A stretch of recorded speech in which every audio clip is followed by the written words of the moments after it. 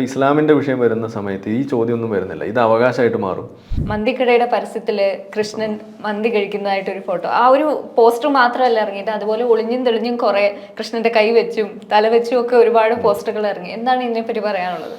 ഇത് ആദ്യമായിട്ടല്ലല്ലോ ഇങ്ങനെയുള്ള സംഭവങ്ങൾ, പോസ്റ്റർ ആണെങ്കിലൊന്നും. ഇപ്പം നമുക്കൊക്കെ വിഷു എന്ന് പറയുമ്പോൾ ഓർമ്മ വരുന്ന ഒരു സിനിമ തന്നെയാണ്, അത് മീശമാധവനാണ്. പക്ഷെ ഇവിടെ കാണുന്ന പ്രശ്നം എന്ന് പറയുന്നത് ഇതിലൊരു ഇരട്ടത്താപ്പാണ് എൻ്റെ പ്രശ്നം. അല്ലാതെ ഇതിനകത്ത് ഈ പറയുന്ന വിഷയം ഒരു വിഷയമായതിനോ അല്ലെങ്കിൽ അതിനെന്താ കുഴപ്പമെന്ന് ചോദിക്കുന്നതോ അതിനപ്പുറത്തേക്ക് നമ്മൾ കാണുന്ന വിഷയം ഇതിനകത്തുള്ള ഇരട്ടത്താപ്പാണ്. കാരണം ഈ ചോദ്യങ്ങൾ, ഇതിനെന്താ കുഴപ്പമെന്നുള്ള ചോദ്യം, ഇത് ആവിഷ്കാര സ്വാതന്ത്ര്യമല്ല എന്ന ചോദ്യം, അതല്ലെങ്കിൽ ഈ മതനിന്ദ ഒക്കെ ഇങ്ങനെയൊക്കെ പറയുന്നത് ശരിയാണോ എന്നുള്ള ചോദ്യം, ഇതൊന്നും എപ്പോഴും നമ്മൾ ചോദിക്കുന്നത് കേൾക്കുന്നില്ല.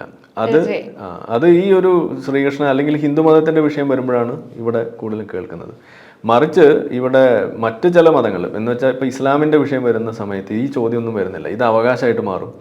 ഇത് വ്രണം പൊട്ടുക, അത് സൂക്ഷിക്കണം എന്ന് പറയുന്ന അവസ്ഥ. ഇപ്പോൾ ജോസഫ് മാഷിന്റെ ഒരു വിഷയം നമുക്കറിയാം, അതിൽ കോടതി പോലും വെറുതെ വിട്ടതാണ്. അതിനകത്ത് അങ്ങനെ ഒരു മതനിന്ദ എന്ന് പറയുന്ന ഒരു സാധനം ഇല്ല.